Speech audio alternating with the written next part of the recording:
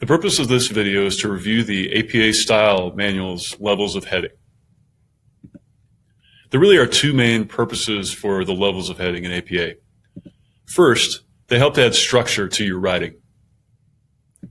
A second and complementary one is that they help to set up a hierarchy for your dissertation. They really in some ways act almost like signposts or like a roadmap for your readers. In terms of the structures required by APA for the heading levels, there are up to 5 levels of heading. It is pretty rare that you'll actually use a level 5 heading. Most papers typically have between 2 and 4 levels of heading.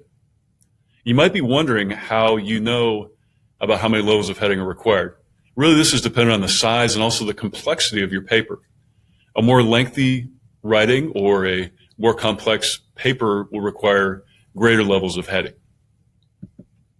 In terms of the rules related to the levels of heading, headings according to APA are never marked with letters or numbers. Second, each main section starts with a level 1 heading. This would be sections like your method, your results, and your discussion.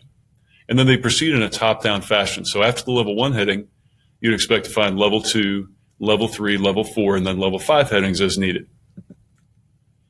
Also, even though it's a main section of the paper, the introduction does not need a heading. Instead, it's understood that that passage of your paper includes introductory material, and the title actually acts as a de facto heading for that particular section. Also, it's important to note that subheadings are only used when there are at least 2 of them. So, for example, in the introduction section, in order for there to be level 2 headings, there would need to be at least 2 of them in that particular section. Otherwise, they are not used.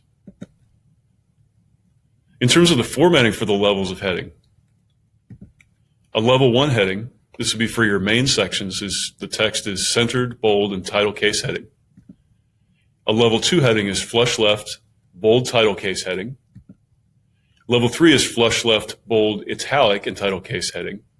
And it's important to note for levels 1, 2, and 3 that the text following these levels of heading begins as a new paragraph. A level 4 heading is indented, bold, title case heading, and ending with a period. And a level 5 heading will be indented, bold, italic, title case heading, and ending with a period. For both levels 4 and 5 headings, the text will start on the same line as the heading and continues on as a regular paragraph.